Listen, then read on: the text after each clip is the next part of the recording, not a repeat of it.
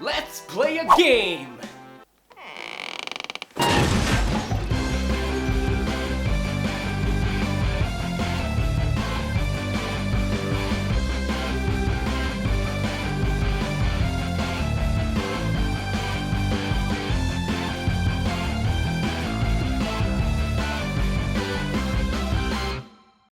Oh boy, we're getting into dangerous territory now. The Last Airbender was, of course, a live-action movie adaptation of the original show, directed by our all-time favorite M. Night Shyamalan.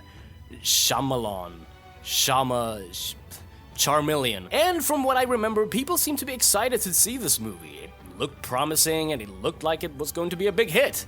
But that's not what happened. The movie crashed and burned as it received the worst review scores possible and sort of became the sole reason as to why there shouldn't be any live-action adaptations of any animated show, alongside Dragon Ball Evolution. But even then, they decided to make a video game based on this movie, also developed by THQ Australia. Now, while the movie was absolute shit, maybe the game based on the movie won't be as bad.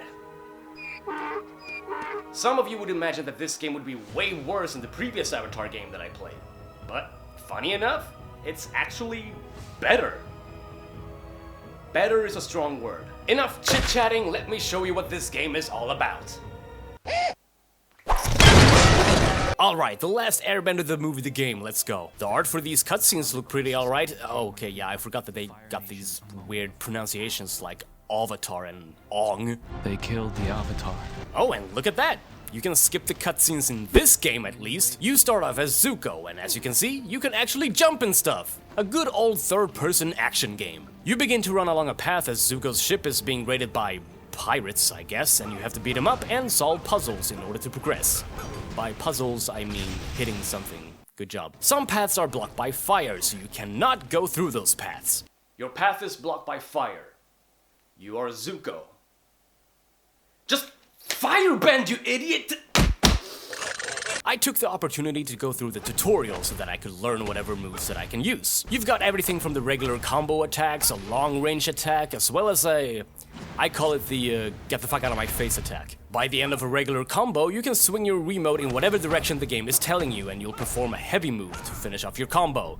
This move kind of makes you invincible if you manage to perform it. So, now that you've learned all of that, it's time to forget them again. Beat up a bunch of enemies and off to the next area, where you do the same thing pretty much. I gotta say, the fighting is a little bit awkward. Sometimes the game just sort of auto-locks into whatever enemy you're fighting or don't want to fight just yet, and sometimes the enemy health bar that shows up sort of just focuses on one enemy and not the others. It only changes when that enemy is dead. Clunky? Yes. Stinky? Yes. Funky? Yes.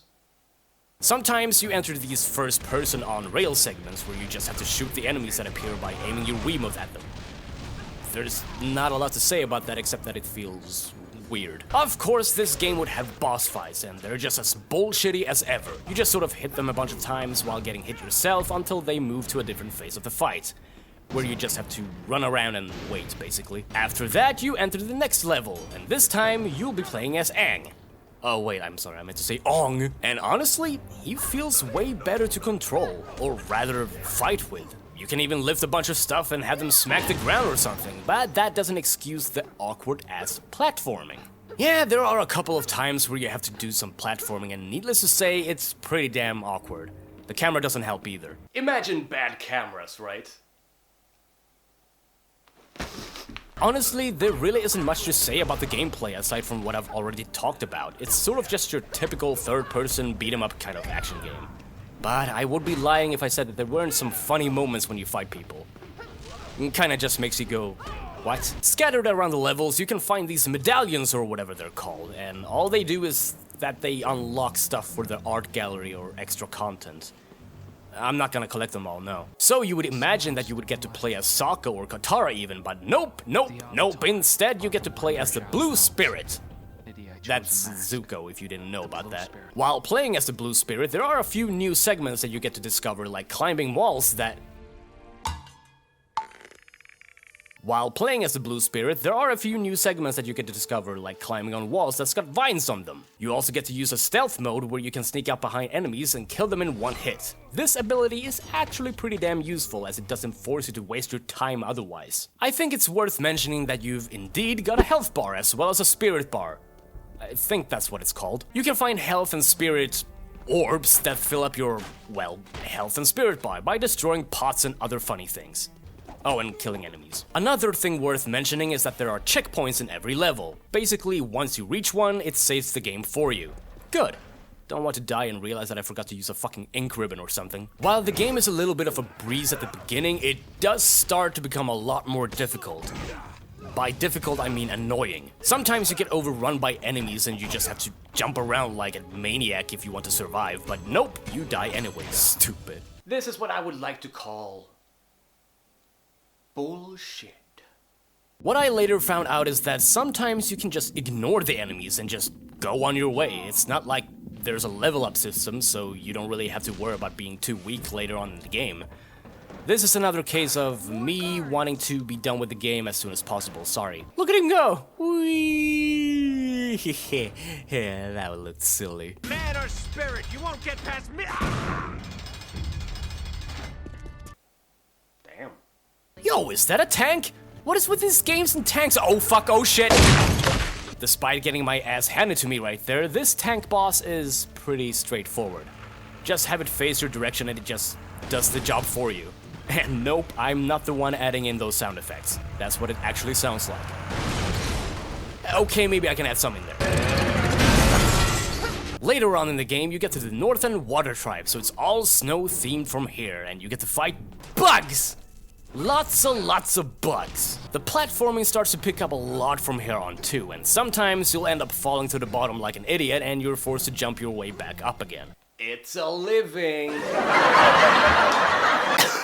I just now realize that you basically have to go through the same level twice, just with different characters and different paths, so the game doesn't really scream variety. Sure, I get that it's because you have to see the perspective from both Zuko's and Ong's point of view, but I shouldn't really complain. In the last game, you couldn't even play as Zuko.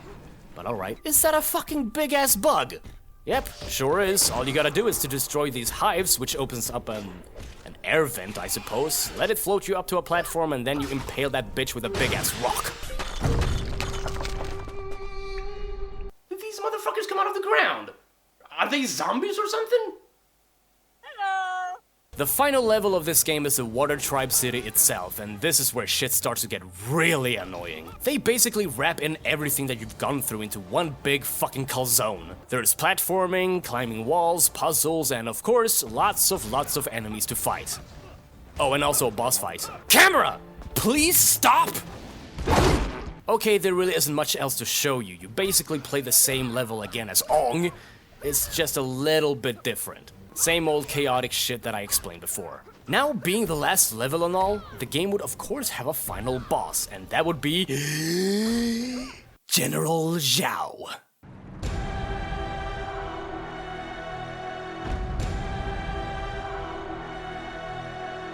Alright, so to my misfortune, I had to fight this guy 3 times because I died the first 2 times, and I was really annoyed when this happened. Not because it was too difficult, but that the fight goes on for so damn long.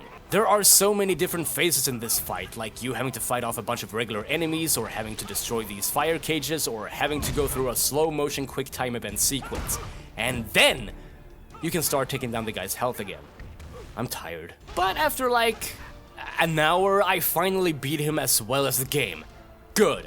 But don't you worry, there is still more stuff to do. Like the arena mode. Oh. Okay, well, screw that then.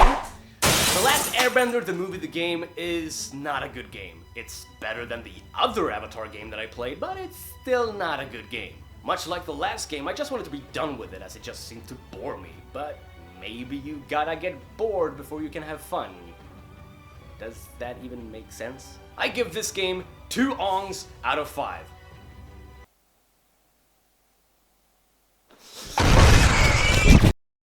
Thanks for watching this video. I hope you liked it. There's more to come, so stay tuned.